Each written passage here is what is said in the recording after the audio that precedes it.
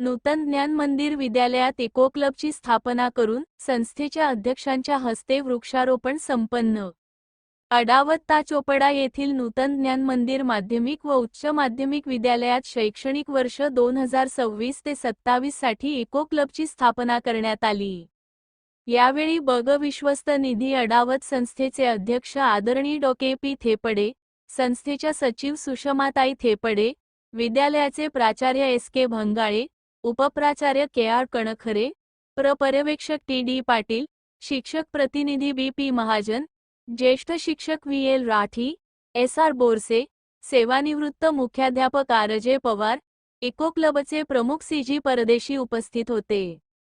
कार्यक्रमाच्या सुरुवातीला पाहुण्यांचे विद्यार्थ्यांनी स्वागत केले।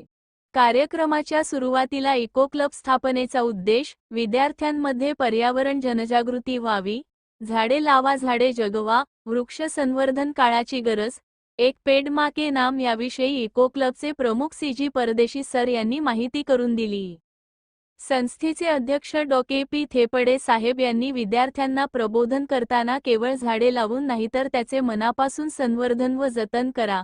ज्या वर्गातील विद्यार्थी ग्रुप वृक्षांचे संवर्धन व जतन करेल त्या विद्यार्थ्यांना योग्य बक्षीस देऊन सन्मानित करण्यात येईल।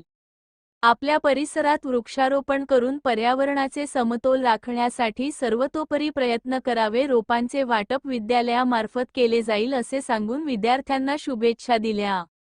यानंतर संस्थेचे अध्यक्ष डॉ. पी. थेपडे, संस्थेच्या सचिव सुषमाताई थेपडे यांच्या हस्ते वृक्षारोपण करण्यात आले। यावेळी विद्यालयाचे प्राचार्य, उपप्राचार्य, पर्यवेक्षक, शिक्षक प्रतिनिधी, इको क्लबचे प्रमुख, इको क्लबचे विद्यार्थी-विद्यार्थिनी उपस्थित होते। शेवटी विद्यालयाचे उपप्राचार्य के. आर. कणखरे सर यांनी विद्यार्थ्यांना झाडे लावा झाडे जगवा याविषयी संकल्प करण्याची प्रतिज्ञा घेऊन मान्यवरांचे आभार व्यक्त केले। कार्यक्रमाचे छायाचित्रण एस. आर. महाजन व एम. आर. पाटील सर यांनी केले।